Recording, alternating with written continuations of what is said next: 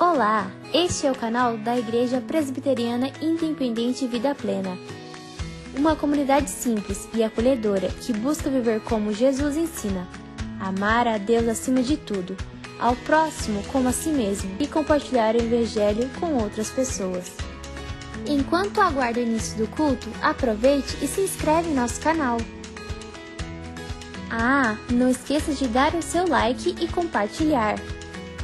Toda quinta-feira, às 8 horas, realizamos nosso culto de oração pelo Zoom. E aos domingos, às 7 horas, celebramos o culto em nosso canal do YouTube. Para mais informações, entre em contato conosco.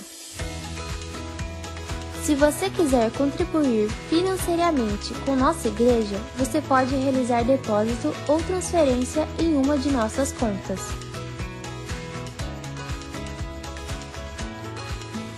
Nossa celebração já vai começar. Se você deseja nos conhecer melhor, siga-nos em nossas redes sociais. Como é bom estarmos juntos novamente, esse nosso momento de culto e adoração ao Senhor. Que toda graça, paz, que todo bem da parte de Deus, o nosso Pai, esteja com a sua vida, com a minha vida, e que o Senhor possa trazer sobre nós a sua alegria completa. Amém? Eu quero iniciar o culto dessa noite fazendo a leitura do que diz o apóstolo João. Lá na primeira carta dele, no capítulo 3, ele faz uma declaração muito importante e muito especial. Em 1 João, capítulo 3, no primeiro versículo, ele declara o seguinte: Vejam como é grande o amor do Pai por nós. O seu amor é tão grande que somos chamados de Filho de Deus. E somos, de fato, seus filhos. É por isso que o mundo não nos conhece, pois não conheceu a Deus. O amor de Deus por nós é precioso. E uma das maneiras que demonstra esse amor precioso de Deus por nós é o fato de que nós somos chamados de filhos de Deus. Eu não sei se você tem consciência disso, mas ser chamado de filho de Deus é uma bênção, é um presente, um privilégio do Senhor para as nossas vidas. Porque o nosso pecado nos separa de Deus. E o nosso pecado nos torna indignos diante do Senhor, pois nós nos tornamos rebeldes e inimigos de Deus. É isso que o pecado faz conosco. Mas Deus, através do seu amor, vem ao nosso encontro, nos oferece o seu perdão, nos reconcilia consigo e nos dá o direito de sermos chamados de seus filhos. E nós sabemos que somos filhos amados de Deus Pai. Isso é uma alegria. Eu quero convidar você a participar desse culto, celebrando a Deus como o Pai perfeito de sua vida. Vamos orar? Convido você a me acompanhar nesse momento de oração. Senhor Deus, nós queremos nessa noite louvar o Teu nome, especialmente por esse privilégio que o Senhor nos concede de sermos chamados Teus filhos. Nós reconhecemos o nosso pecado e reconhecemos que somos rebeldes diante do Senhor. Mas louvamos o Teu nome, porque em Tua graça o Senhor nos trouxe a salvação, o Senhor nos trouxe o perdão dos nossos pecados e o Senhor nos reconciliou consigo, a fim de nos aproximar de Ti e de nos conceder uma nova vida, onde podemos agora andar em obediência ao Senhor e podemos agora ter um relacionamento contigo, não mais de rebeldia, não mais de inimizade, mas podemos agora ter um relacionamento contigo como filhos, filhos amados do Senhor e filhos que se submetem à tua vontade e que obedecem à tua voz. Queremos nessa noite te adorar, queremos nessa noite te agradecer pelo amor que o Senhor tem por nós. Receba esse culto como fruto de toda a nossa adoração ao Senhor. Em nome de Cristo Jesus que oramos. Amém. Eu quero convidar você a também aproveitar esse momento inicial do nosso culto para fazer a sua saudação. Você já pensou em alguém a quem você gostaria de fazer uma saudação especial hoje? Eu vou abrir aqui meu WhatsApp. Enquanto eu abro o meu WhatsApp, você pode também aproveitar e abrir o seu WhatsApp aí para você também fazer uma saudação para alguém. Hoje eu vou fazer uma saudação para um pai da nossa igreja. Lembrando que hoje é o Dia dos Pais, então eu vou fazer a saudação para um pai e poder desejar a ele um feliz Dia dos Pais. Eu vou fazer a minha saudação hoje para o nosso querido irmão Cícero, aqui da nossa comunidade, aqui da nossa congregação. Oi, Cícero. Ô, meu irmão, nós estamos no nosso momento aqui de culto, de saudação a Deus, e eu quero nesse momento desejar um feliz Dia dos Pais para você e desejar que Deus verdadeiramente abençoe a sua vida e continue trazendo sabedoria a você. Um grande abraço, saudades. Aproveite, faça a sua saudação também. E vamos continuar o nosso culto louvando ao nome do nosso Deus. A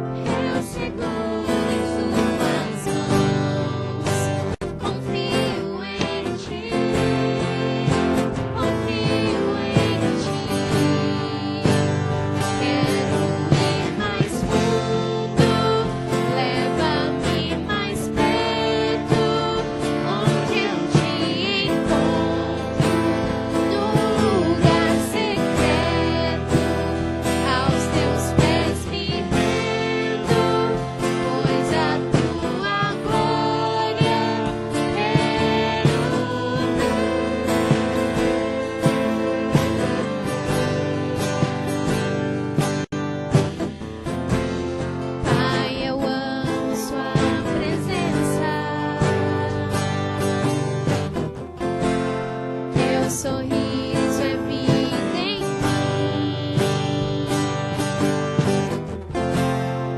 Eu seguro em tuas mãos, confio em ti, confio em ti. Leva-me mais fundo, leva-me mais perto, onde eu te encontro, no lugar secreto, aos teus pés me rendo, pois a tua glória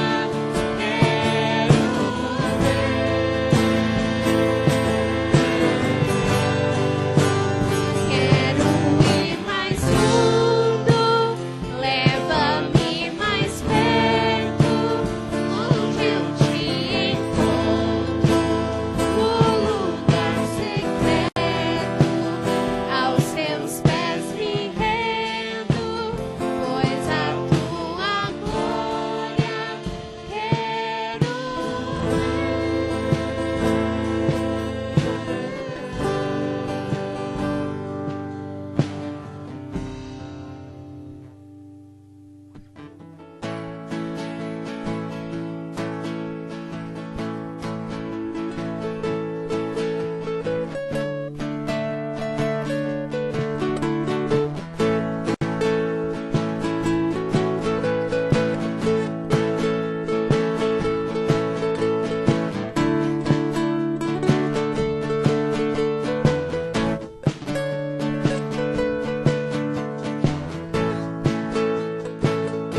Deus enviou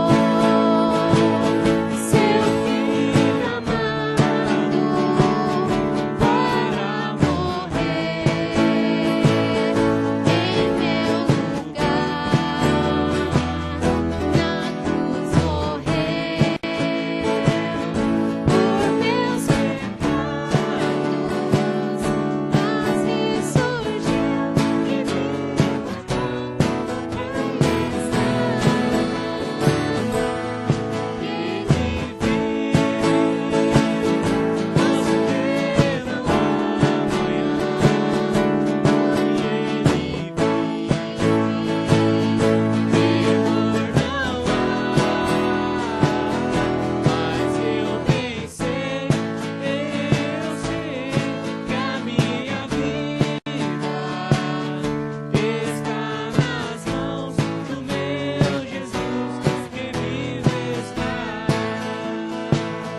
e quando enfim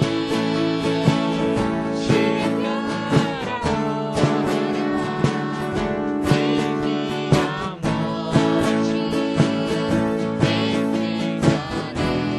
enfrentarei sem medo então, terei vitória, verei na glória o meu Jesus que vive estás. Ele vive,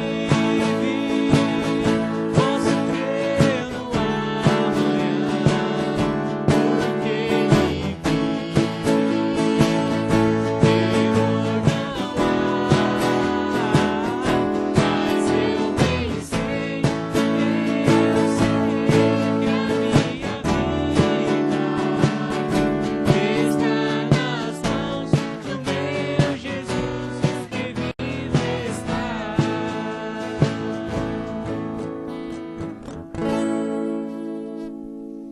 Senhor Jesus, te agradecemos, Pai. Te agradecemos por esse momento de louvor, de comunhão. Obrigada, Deus, por podermos ter a oportunidade de te adorar do fundo dos nossos corações, Deus.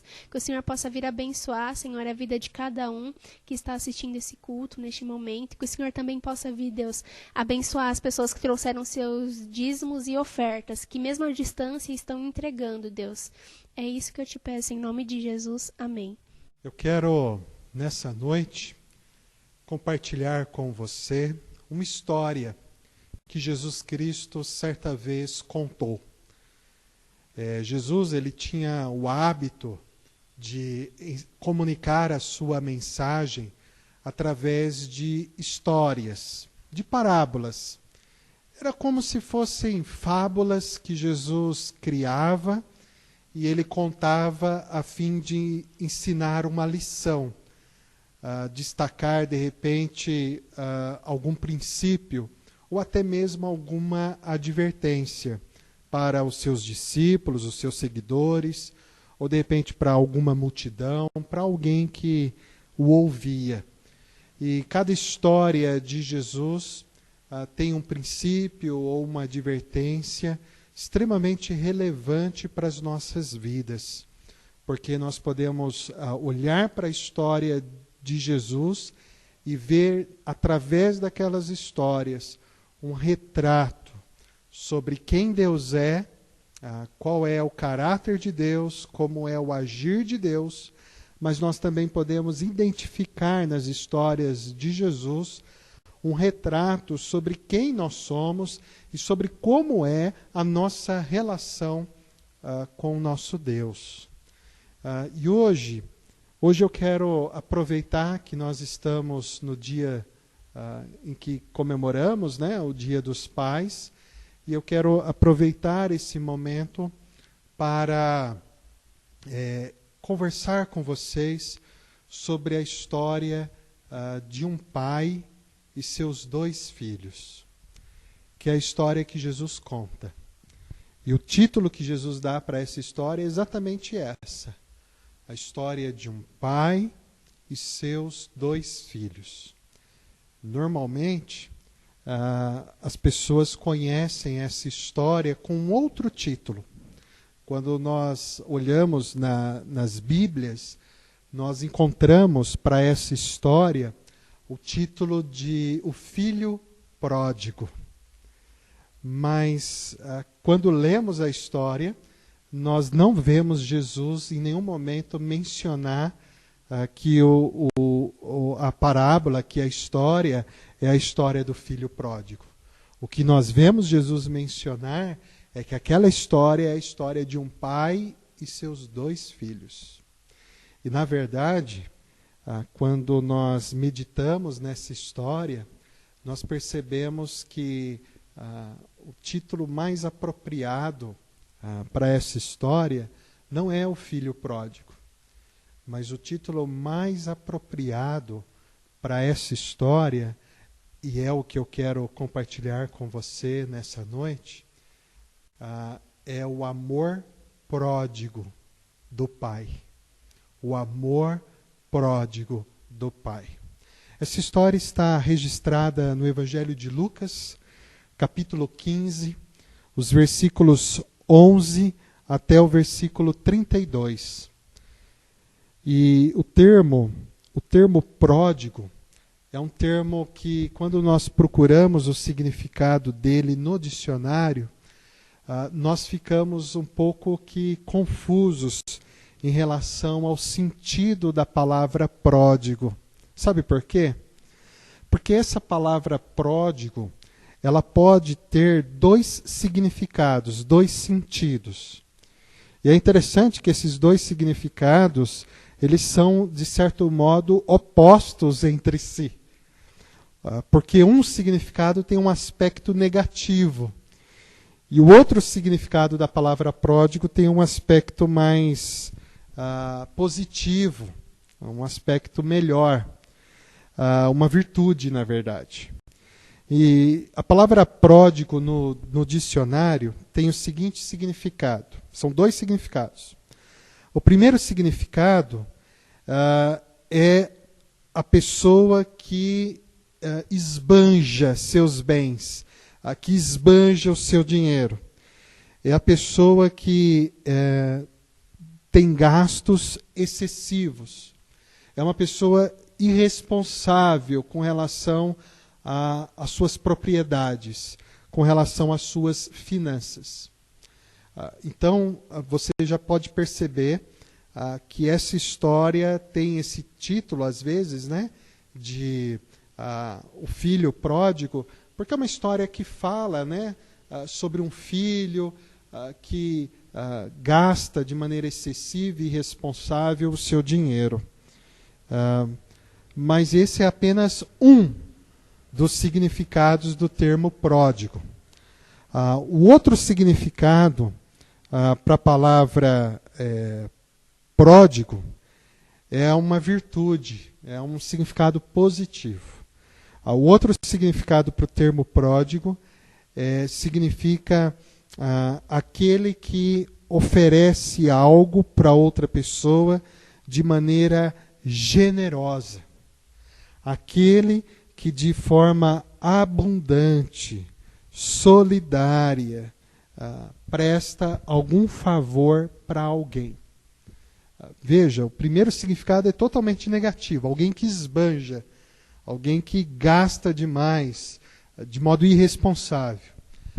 Já o segundo significado é de alguém que é virtuoso e age de forma generosa, agindo em favor de alguém, de uma maneira amorosa. E é por isso que eu quero olhar com você essa história que Jesus contou, desse pai e seus 2 filhos, olhando para essa história sobre a perspectiva do amor do pai, que é um amor pródigo. E é um amor pródigo não no sentido de que o pai foi irresponsável, de forma alguma. Mas é um amor pródigo porque é um amor generoso. É um amor através do qual o pai exerce uma bondade para com os seus filhos. Porque nós podemos olhar nesse texto e perceber que os 2 filhos estavam, de certa maneira, com as suas vidas perdidas. Os 2 filhos estavam, de certa maneira, desorientados. E o pai demonstra um amor generoso. O pai demonstra um amor perfeito pelos seus 2 filhos.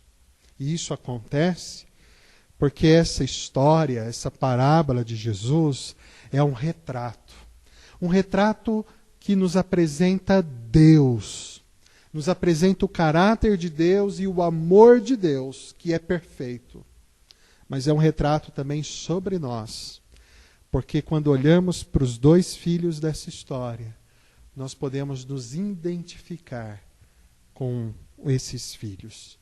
Porque assim como eles estavam perdidos e com o coração separado, desconectado do Pai, assim também muitas vezes nós caminhamos perdidos e desconectados de Deus. Eu quero ler com você essa história que diz o seguinte, Lucas capítulo 15, dos versículos 11 até o versículo 32, diz assim: Jesus continuou, certo homem tinha 2 filhos. O mais moço deles disse ao pai, Pai, quero que o Senhor me dê a parte dos bens que me cabe. E o pai repartiu os bens entre eles. Passados não muitos dias, o filho mais moço, ajuntando tudo o que era seu, partiu para uma terra distante, e lá desperdiçou todos os seus bens, vivendo de forma desenfreada. Depois de ter consumido tudo, sobreveio àquele país uma grande fome, e ele começou a passar necessidade. Então foi pedir trabalho a um dos cidadãos daquela terra, e este o mandou para os seus campos, a fim de cuidar dos porcos. Ali ele desejava alimentar-se das alfarrobas que os porcos comiam, mas ninguém lhe dava nada. Então, caindo em si, disse: Quantos trabalhadores de meu pai têm pão com fartura, e eu aqui estou morrendo de fome. Vou me arrumar, voltar para o meu pai e lhe dizer: Pai, pequei contra Deus e diante do Senhor. Já não sou digno de ser chamado de seu filho. Trata-me como um dos seus trabalhadores. E arrumando-se, foi para o seu pai. Vinha ele ainda longe, quando seu pai o avistou, e compadecido dele, correndo, o abraçou e beijou.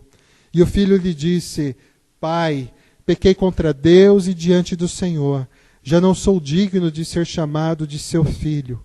O pai, porém, disse aos seus servos: Tragam depressa a melhor roupa e vistam nele. Ponham um anel no dedo dele e sandália nos pés. Tragam e matem o bezerro gordo. Vamos comer e festejar, porque este meu filho estava morto e reviveu, estava perdido e foi achado. E começaram a festejar. Ora, o filho mais velho estava no campo. Quando voltava, ao aproximar-se da casa, ouviu música e danças. Chamou um dos empregados e perguntou o que era aquilo. E ele informou.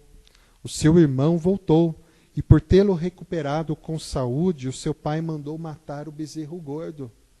O filho mais velho se indignou e não queria entrar. Saindo, porém, o pai procurava convencê-lo a entrar. Mas ele respondeu ao seu pai: faz tantos anos que sirvo o Senhor e nunca transgredi um mandamento seu. Mas o Senhor nunca me deu um cabrito sequer para fazer uma festa com os meus amigos. Mas quando veio esse seu filho, que sumiu com os bens do Senhor, gastando tudo com prostitutas, o Senhor mandou matar o bezerro gordo para ele. Então o pai respondeu: meu filho, você está sempre comigo, tudo o que eu tenho é seu. Mas era preciso festejar e alegrar-se, porque esse seu irmão estava morto e reviveu, estava perdido e foi achado. Vamos orar. Querido Pai, obrigado pelo texto da Tua palavra e obrigado porque sabemos que o Senhor tem algo precioso a nos ensinar nessa noite através desse texto. Nos abençoe nessa reflexão e nos ajude a compreender a mensagem do Senhor para as nossas vidas. Em nome de Cristo Jesus que oramos. Amém. Amém. Os personagens dessa história são muito claros. Nós temos aqui o pai como personagem principal dessa história. E esse pai representa Deus. Mas nós temos também nessa história dois filhos. O filho mais novo e o filho mais velho. E essa história nos apresenta o tipo de relacionamento que esses filhos têm com o seu pai. E é interessante notar que esses dois filhos também são muito bem representados nessa história. Perceba que Jesus está contando essa história para um grupo de pessoas. E nós precisamos compreender quem são essas pessoas para quem Jesus primeiramente está contando essa história. Porque quando nós entendemos quem são os ouvintes de Jesus, nós compreendemos a quem Jesus está querendo identificar como sendo o filho mais novo e a quem Jesus está querendo identificar como o filho mais velho. Então, quando você olhar aí, se você puder olhar, me acompanhe, do primeiro e no segundo versículo do capítulo 15 de Lucas, você vai perceber quem são os ouvintes de Jesus. Aliás, o primeiro versículo já declara quem são eles. Porque o primeiro versículo diz que aproximam-se de Jesus todos os publicanos e pecadores. Ou seja, o primeiro grupo de pessoas que estão ouvindo Jesus são um grupo de pessoas que eram consideradas pessoas imorais, pessoas com a vida desregrada, pessoas com a vida distante do caminho de Deus. O publicano era aquele que trabalhava para o governo romano, cobrando impostos, e ele era tido como corrupto, como ladrão. Seria como classificar que estava presente aqui alguns dos empresários e alguns dos políticos envolvidos nas histórias de corrupção que nós temos no nosso país. E além disso, estava ali junto aqueles que eles chamavam de pecadores, ou seja, eram pessoas que tinham um comportamento na sua vida que socialmente era reprovado. E essas pessoas estavam lá para ouvir Jesus. Ora, essas pessoas que já se apresentam dessa maneira tão nítida, né, como sendo pessoas reprováveis, pessoas pecadoras, pessoas desregradas, pessoas imorais. Essas pessoas já estão aqui sendo identificadas com o filho mais novo, que vive também de maneira irresponsável e desregrada. No entanto, existe o filho mais velho.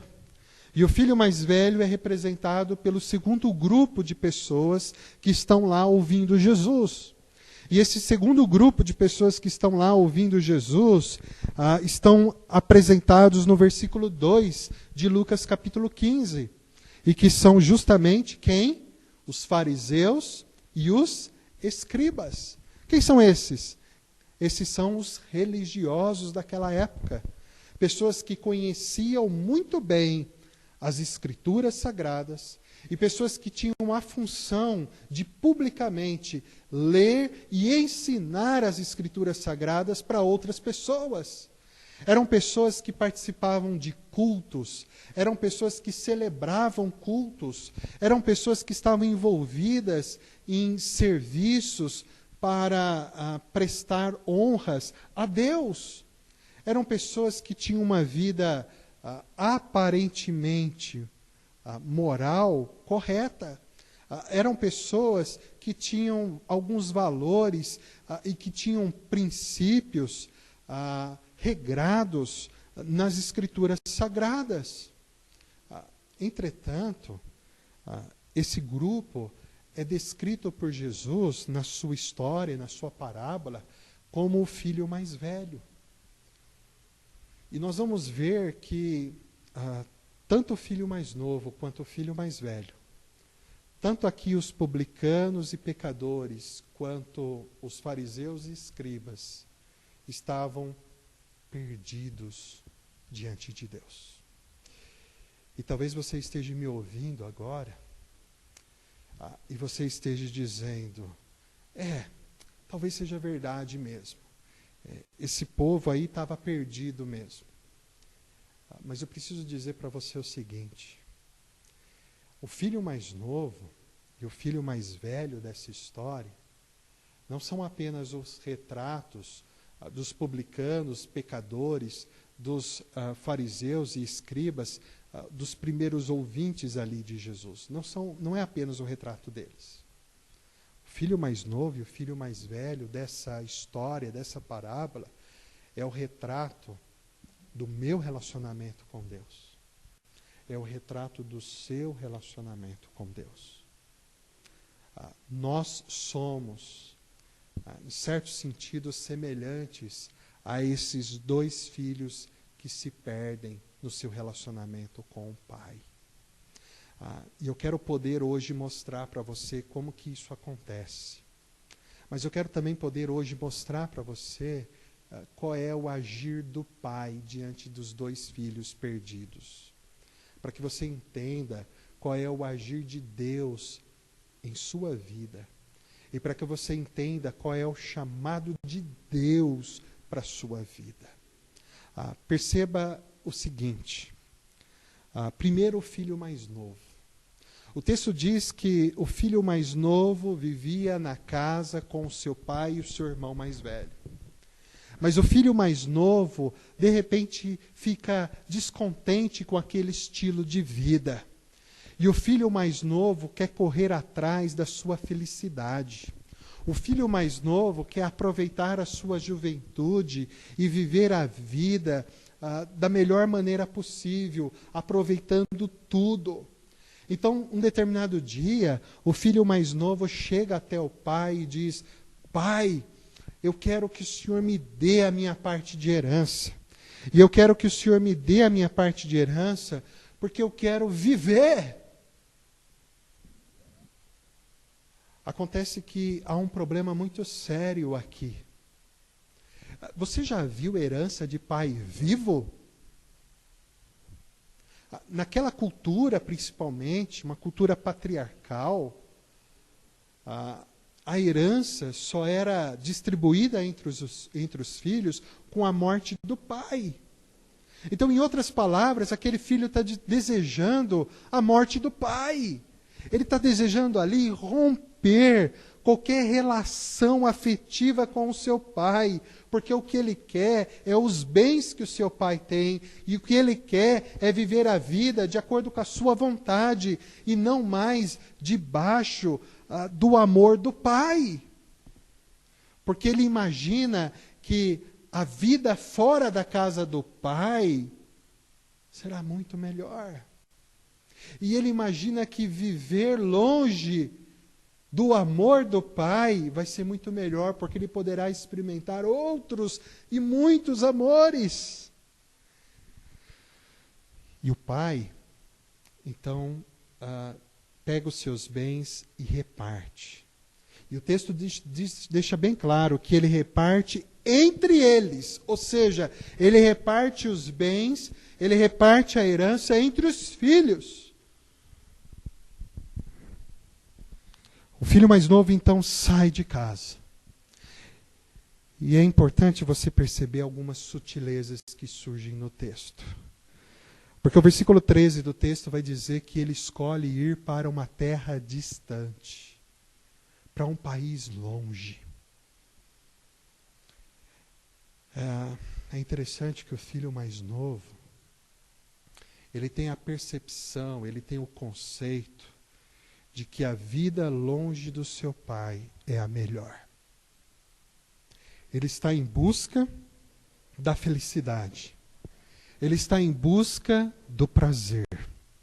Ele está em busca de algo que possa fazê-lo se sentir realizado, como que alguém que aproveitou bem a vida. Mas ele entende que isso só é possível longe do pai. Há um filósofo chamado Blaise Pascal que ele diz que o ser humano ele está o tempo todo correndo atrás da felicidade. Porque o ser humano tem dentro de si essa necessidade da busca pela felicidade, da busca por querer ser amado, da busca por realização.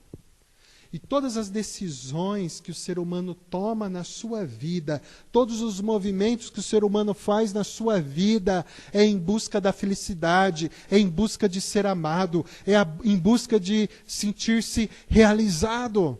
Quando nós decidimos levantar numa segunda-feira e ir trabalhar, é porque nós estamos tentando, através disso, construir o caminho para o nosso sucesso, construir o caminho para a nossa realização, construir o caminho para a nossa felicidade. E quando nós estamos inseridos em algum tipo de atividade profissional que não nos proporciona isso, nós ficamos insatisfeitos, porque tudo que nós queremos na vida é encontrar felicidade, sucesso, realização e o sentimento de sermos amados. Quando nós decidimos namorar, noivar e casar, é porque nós imaginamos que através desses relacionamentos amoroso, afetivo, conjugal, nós vamos encontrar um caminho para a nossa felicidade, para a nossa realização, e nós corremos atrás disso. Quando nós escolhemos o lugar para onde a gente quer viajar, passar o nosso lazer, o que nós estamos indo atrás é daquilo que pode nos trazer algum tipo de felicidade ou algum tipo de realização. O ser humano está o tempo todo correndo atrás dessas coisas. E isso é errado? Isso é ruim? Não! Porque existe algo implantado em nós, que foi criado por Deus, que é esse anseio de nos satisfazermos e de experimentarmos a felicidade.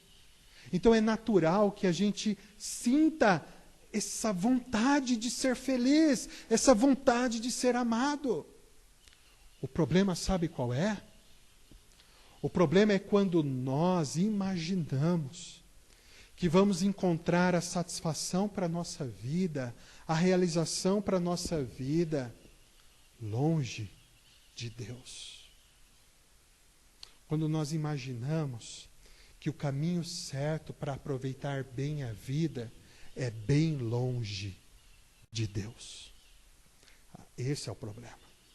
Porque daí nós corremos atrás da realização, procurando essa realização em outras coisas, e nós só nos deparamos com frustração, decepção, e nós nos deparamos com ainda mais insatisfação.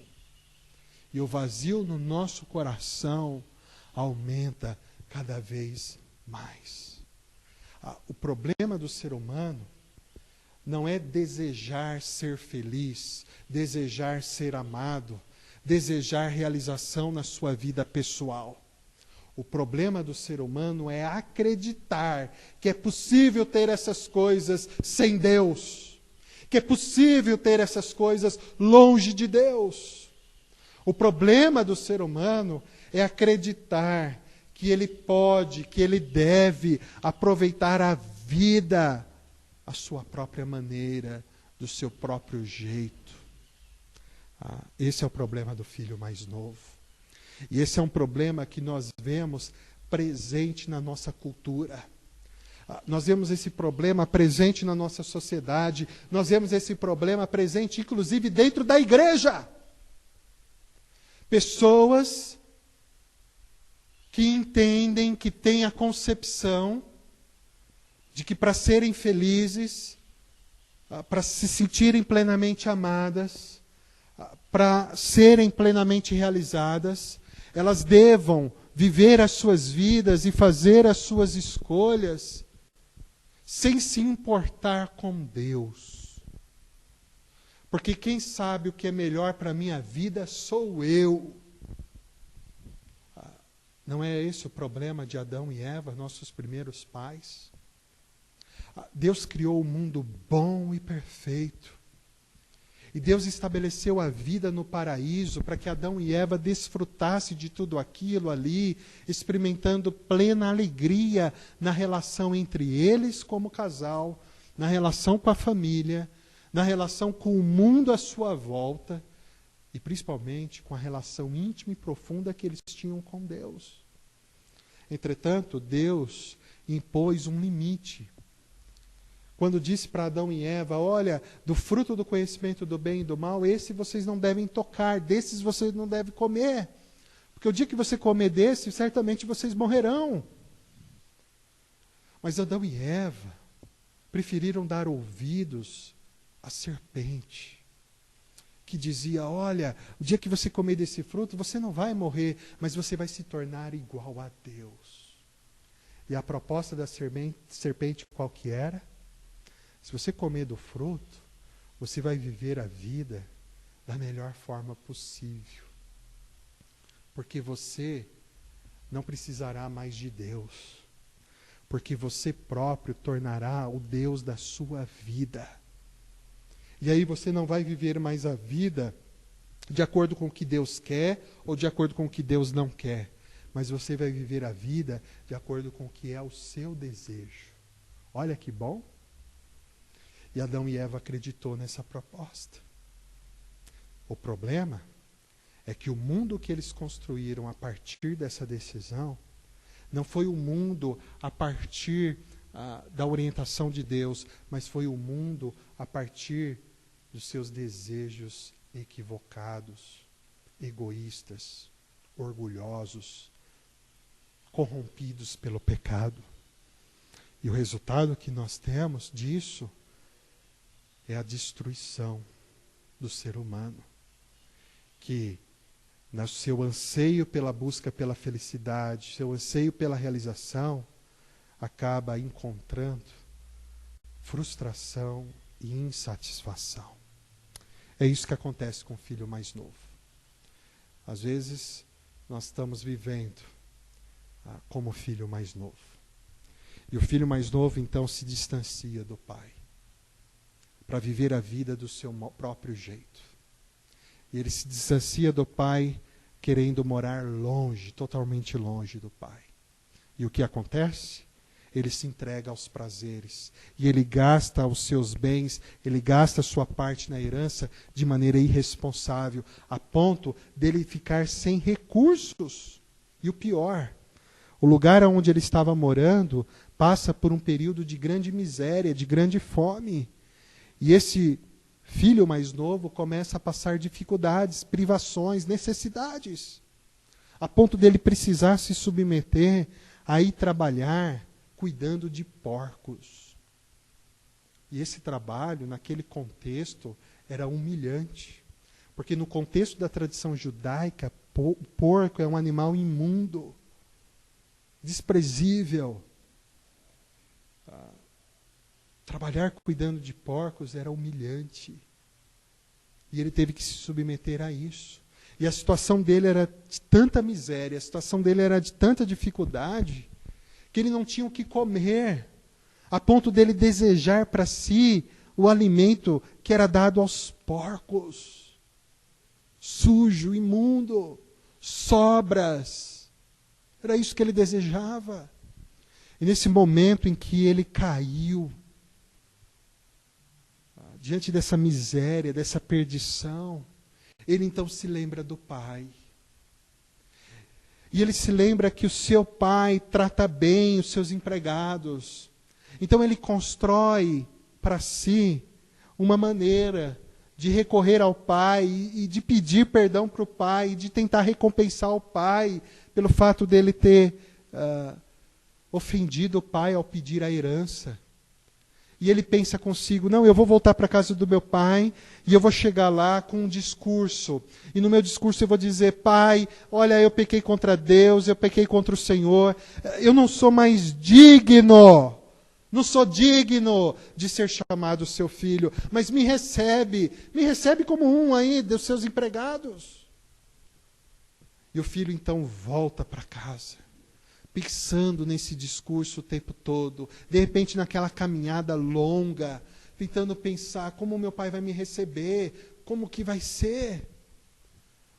Porque na cultura patriarcal, judaica daquela época, era uma humilhação e uma ofensa enorme.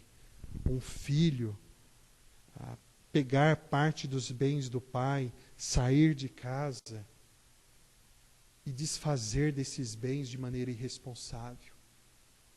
E isso era algo tão reprovado naquela comunidade, naquele tempo, que havia o hábito da vizinhança toda se reunir, caso o filho voltasse pedindo reconciliação para o pai, a vizinhança toda se reunir e expulsar o filho dali.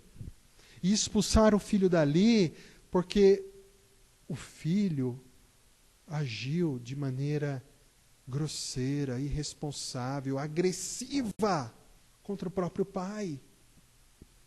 Então a vizinhança não permitia que aquele filho voltasse e tentasse ali se reconciliar.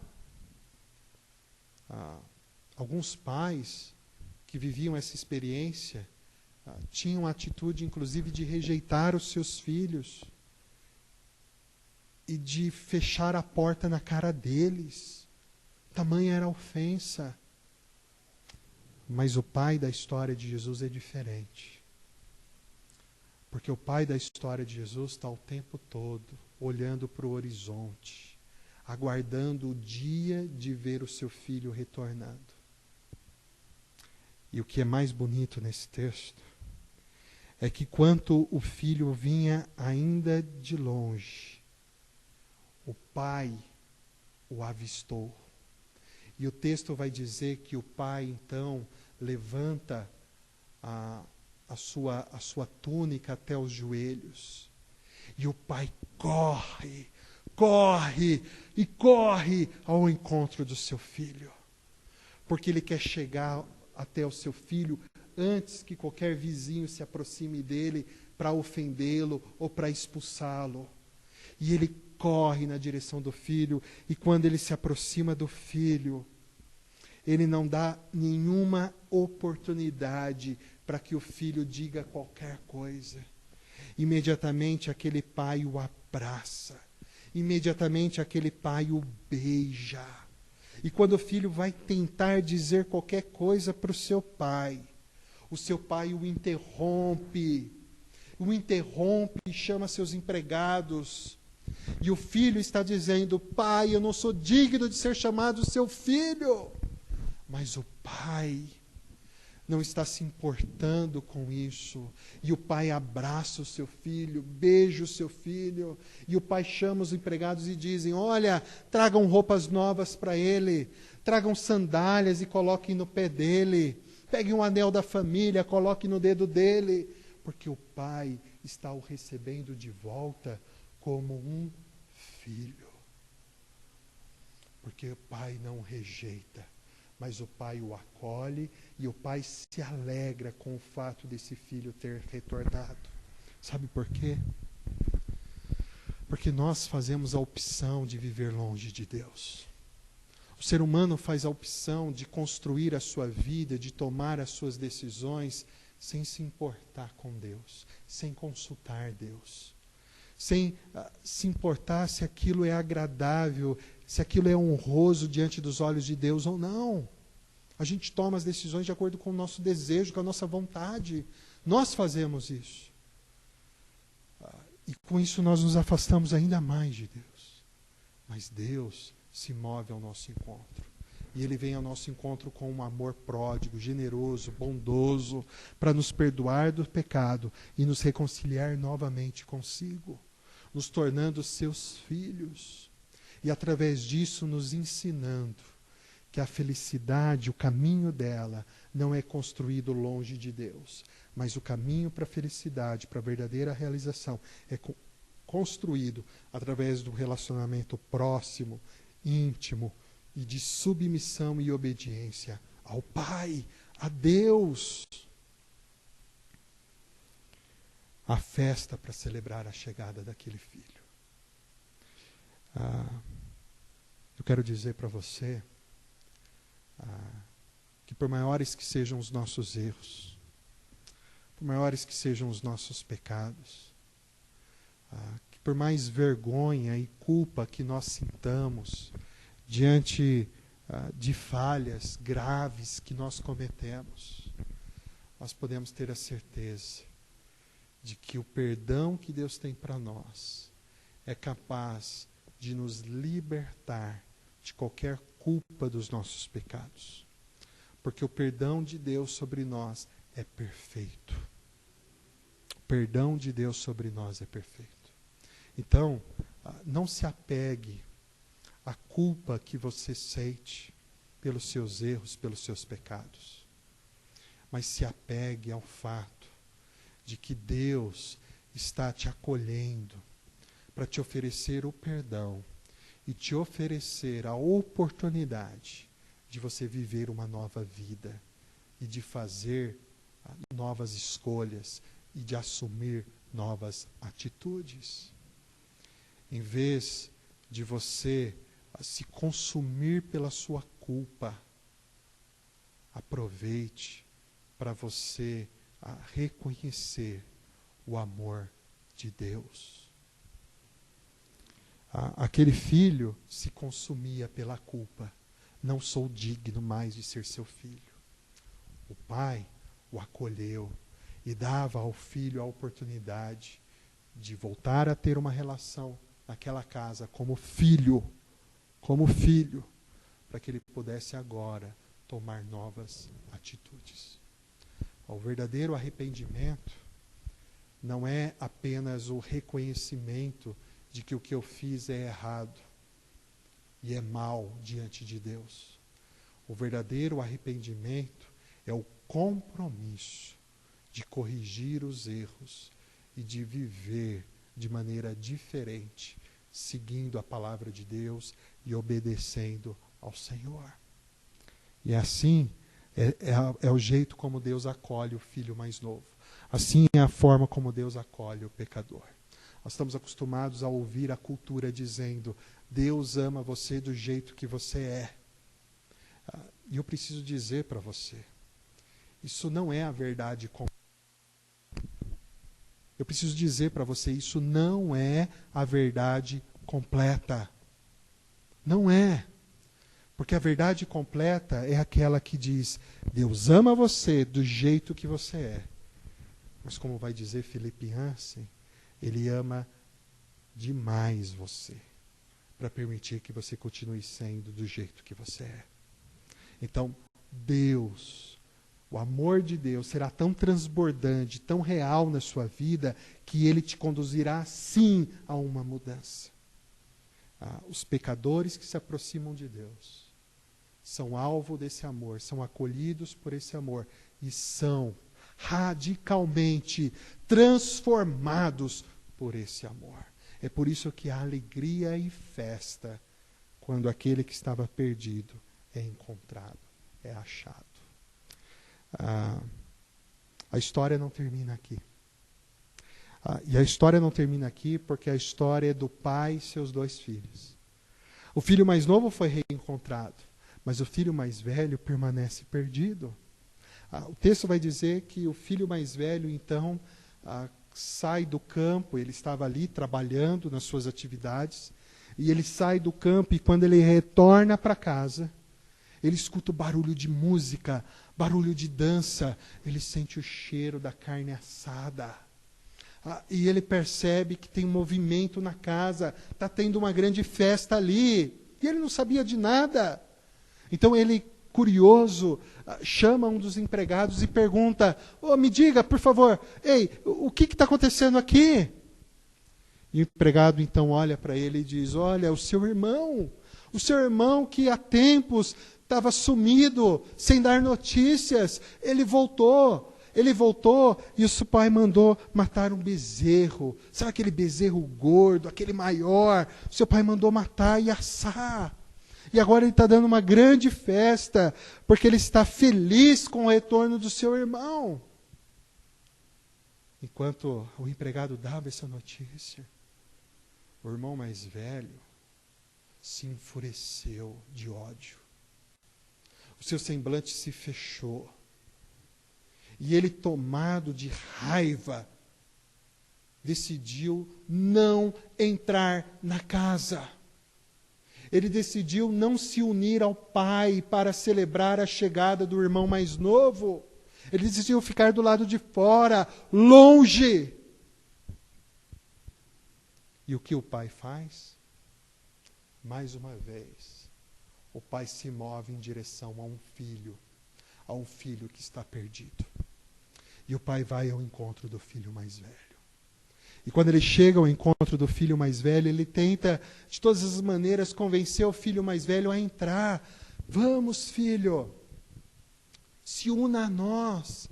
Vamos celebrar juntos a festa para ser comemorada hoje. Mas o filho se recusa. E o filho faz uma terrível acusação contra o pai.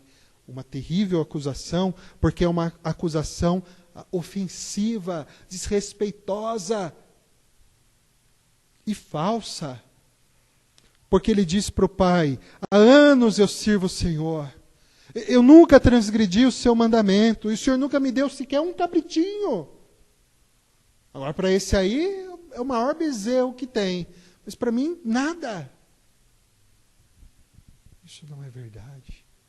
E o pai olha para o filho e diz, mesmo sem tendo sido ofendido pelo filho, o pai não briga e não rejeita o filho, mas com amor o pai diz: filho, tudo que eu tenho é seu. Sabe qual é o problema do filho mais velho? Se o problema do filho mais novo é que ele corre atrás da felicidade longe da casa do pai, porque ele imagina que é fora do relacionamento com o pai que ele vai ser feliz, o problema do filho mais velho é que ele acha que o fato dele estar com o pai, a sua felicidade ainda assim não depende do amor do pai sobre ele e do cuidado do pai sobre ele. Mas a sua felicidade depende do seu próprio esforço e da sua própria autojustiça, em que ele é que promove sobre si a felicidade. Ou seja, o filho mais velho é aquele tipo de pessoa que diz ter fé em Deus e que está integrado e está envolvido de alguma maneira com as coisas de Deus. e que profere louvores a Deus, mas o seu coração está desconectado de Deus. E ele faz as coisas para Deus, ele canta louvores a Deus, ele está dizendo e proferindo que ele tem fé em Deus, mas isso apenas como algo que faz parte de uma tradição, e não como algo que é a realidade da sua vida. Ele faz essas coisas apenas como mais alguma coisa a ser feita na sua rotina, na sua agenda, mas não como um estilo de vida de alguém que ama profundamente a Deus. Em outras palavras, é aquele que com a boca declara que tem Deus, mas com o coração vive como se não tivesse. É aquele que no domingo consegue pensar em Deus, consegue louvar a Deus, consegue fazer uma oração, consegue ler um trecho da Bíblia, mas da segunda ao sábado, ele não sabe o que é orar, ele não sabe o que é louvar, ele não sabe o que é compartilhar com outras pessoas o amor de Deus. Por quê? Porque ele vive uma relação com Deus não sincera, autêntica, mas ele vive uma relação com Deus de maneira hipócrita, de maneira superficial, de uma maneira mascarada. Ele está se auto-enganando. E ele está se enganando, mas ele acha que a felicidade dele está sendo construída. Porque a minha parte eu estou fazendo. Eu estou indo na igreja. Eu estou envolvido em ajudar na igreja. Eu estou contribuindo na igreja. Mas o seu coração está distante. Esse era o problema daqueles religiosos. Eles cumpriam rituais, mas no coração eles não estavam verdadeiramente rendidos a Deus. São pessoas, as pessoas religiosas, são pessoas que conseguem muitas vezes com a boca declarar creio em Deus, mas vivem no coração sem Deus. São pessoas que com seus lábios cantam louvores a Deus, mas no coração elas estão glorificando apenas a si mesmas, e assim elas estão se perdendo. O que Deus faz é chamar essas pessoas também ao arrependimento, e é mostrar para essas pessoas que elas estão perdidas, mesmo estando às vezes dentro de uma comunidade, mesmo estando talvez dentro da igreja, porque a salvação nossa não está em fazermos parte da igreja e em frequentarmos a igreja. A salvação nossa está em confiarmos em Jesus e naquilo que Jesus fez por nós naquela cruz, aonde ali ele pagou o preço dos nossos pecados. E a nossa salvação se dá à medida que nós nos rendemos ao convite de Jesus para caminharmos com ele e seguirmos a ele, desenvolvendo diariamente um relacionamento sincero e íntimo com ele. O amor de Deus é manifestado sobre os dois tipos de pessoas. Sobre os dois tipos de pessoas que estão perdidas e são representados por esses dois filhos perdidos. No primeiro caso, Deus mostra. Não dá para viver e encontrar a felicidade se não for na presença do Senhor. E no segundo caso, Deus mostra. Não é vivendo uma religiosidade de aparência, uma religiosidade mascarada, que você vai construir méritos para poder ser feliz. Não é. Porque não há méritos para ninguém conseguir ser feliz. Você precisa também se submeter a Deus como seu Senhor e como seu Salvador. Que através dessa mensagem, nós possamos celebrar o amor de Deus.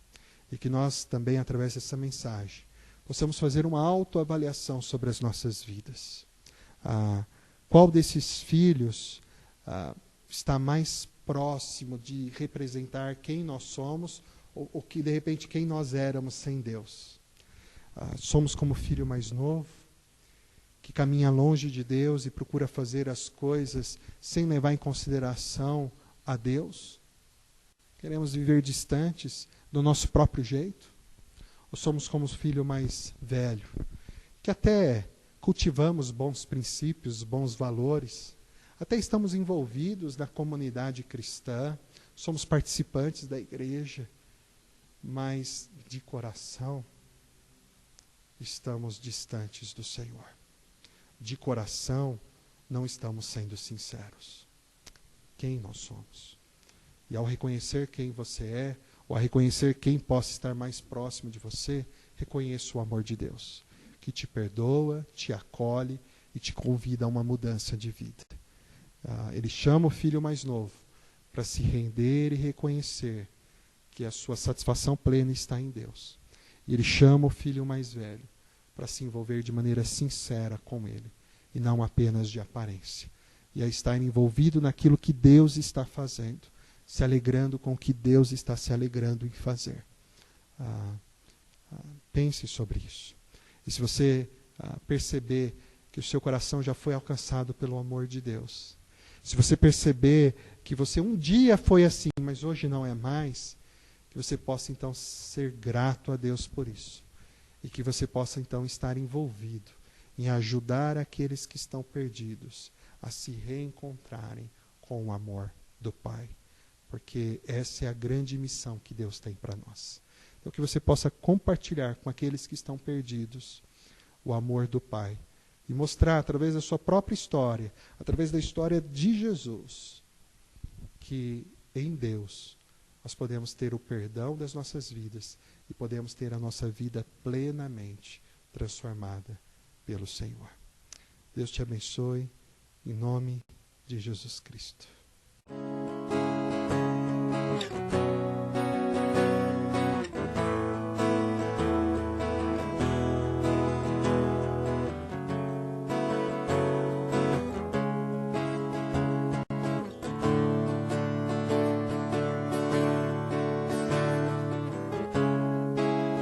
Desde o Éden eu pequei, teu querer eu desprezei. Fui rebelde, fugi do Senhor.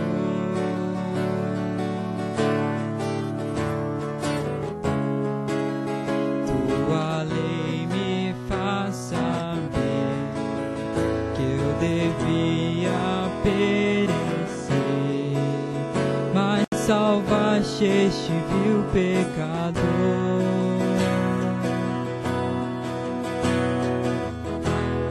Na cruz do Calvário, teu sangue verteu, e agora sou digno de ser chamado filho de Deus, não por obras, não por nada que eu mesmo possa conquistar, é por graça, mediante a fé em ti, Jesus. Não por obras, não por algo porque eu possa me vangloriar, é por graça, só por graça, mediante a fé.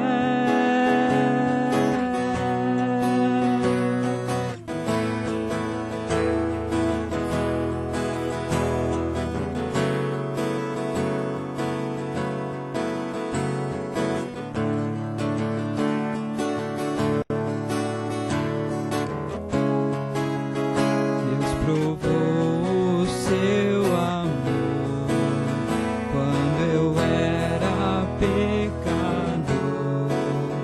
O Cordeiro perfeito enviou.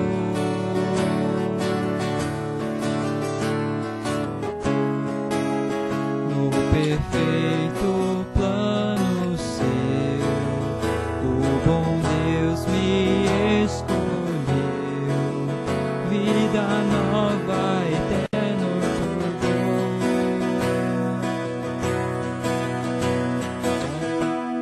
A vida é o Cristo que ressuscitou. Por isso sou digno de ser chamado filho de Deus. Não por obras, não por nada que eu mesmo possa conquistar. É por graça, mediante a fé em Ti, Jesus. Não por obras, não por algo porque eu possa me vangloriar. É por graça, só por graça, mediante a fé.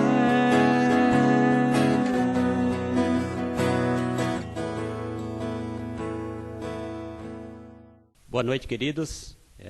Nesse domingo que nós estamos comemorando mais um Dia dos Pais, né? Eu quero orar, quero agradecer a Deus pela vida de cada pai, né? Pela graça, pela bondade de Deus, que tem nos ajudado a educar os nossos filhos, levar a nossa casa para adorá-lo, para servir, né? Vamos louvar a Deus também através da oração, pela palavra que nós ouvimos, que veio de encontro aos nossos corações, às nossas necessidades, trazendo esperança, né, trazendo paz, trazendo consolo ao nosso coração. Então vamos orar, louvando e bendizendo a esse Deus que é digno de todo louvor. Pai, nós te agradecemos, porque o Senhor tem manifestado o teu amor sobre as nossas vidas. Muito obrigado, Senhor, pela tua palavra, pelo teu amor. Obrigado porque o Senhor tem trazido, no meio das nossas lutas e dificuldades, o teu consolo, a tua esperança. Obrigado porque o Senhor tem nos amado e o Senhor tem derramado sobre nós a tua graça. Que cada irmão, que cada família, ó Deus, possa receber do Senhor todo o amparo, todo o consolo, toda a força e toda a esperança que necessitam, Deus, para vencer as suas lutas. Porque o Senhor Jesus Cristo nos diz que nós somos mais que vencedores, aqueles que o buscam, aqueles que se entregam diante do Senhor. Obrigado por nos sustentar, ó Pai. Obrigado por trazer às nossas vidas a esperança da vida eterna. Obrigado por trazer para as nossas vidas a certeza de um novo céu, de uma nova terra. Obrigado, Pai, porque todos os dias a tua misericórdia tem se renovado sobre as nossas vidas. Quero colocar diante do Senhor a vida de cada pai, aqueles que têm dificuldades, que lutam para educar os seus filhos nos teus caminhos, na tua palavra. Nós colocamos diante do Senhor. Ajuda-nos, ó Pai, como Pai, para que nós possamos, ó Pai, viver uma vida que possa incentivar os nossos filhos a te adorar e a te servir, ó Pai. Abençoa cada pai, cada filho, cada relacionamento, ó Deus, que o Senhor possa construir no coração dos pais e dos filhos, com o teu amor e com a tua graça. Nós oramos, Pai, no nome de Jesus Cristo. Amém. Que você possa receber a bênção do Senhor. Estenda a tua mão e receba a bênção do Senhor. Que a graça maravilhosa do Senhor Jesus Cristo, o amor do eterno Pai, a comunhão, a consolação, a companhia do Espírito Santo, seja derramada na tua vida, meu irmão e minha irmã, desde agora e para todo sempre. Amém.